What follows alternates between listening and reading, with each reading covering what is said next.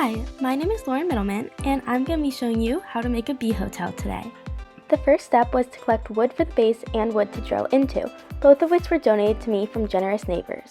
I then put on my safety gear and got ready to drill. Ken didn't need to wear ear protection because he's deaf.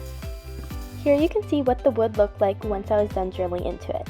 We decided to keep the wood chips to put at the top portion of the bee hotel.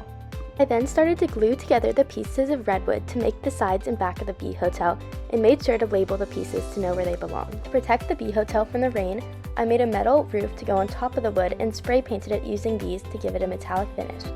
We let that dry for a while and then came back to sand it and rub it down. Following that, we made the actual top of the bee hotel, measuring to make sure that everything would fit perfectly and then cutting the wood. We first made the front and then repeated all the steps again to make the back of the top. I drilled holes into the front piece in different sizes so that the bees could make their homes there, and trimmed everything down a little more before attaching it on. I used wood glue and clamps to hold it all together until it dried. I also used a nail gun to make sure that it would be extra sturdy.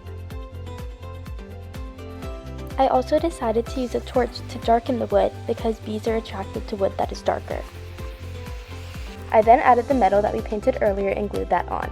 We soon had a fully functioning top and roof. Decided to add this little door in the back to make it easier to replenish supplies. I then took out the chicken wire and measured the structure before cutting it to fit right on top. The chicken wire helps to keep out birds and other animals that may harm the bees.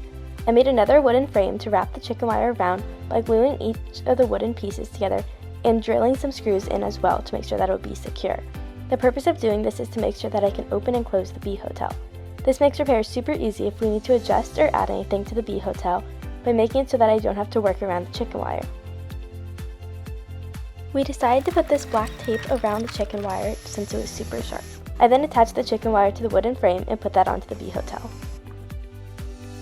The final stage was to start drilling holes in everything, including the support beams.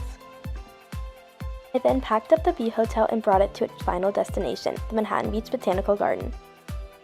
This is also where I planted native milkweed to help the monarch butterfly population. I unboxed it and used a mallet to nail it into the ground and measured to make sure that it was even and balanced. I then added back all the pieces of wood that we drilled holes into, and some natural straws,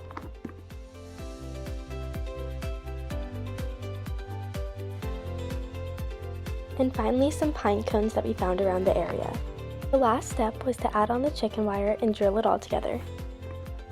Congratulations! You now know how to make a bee hotel.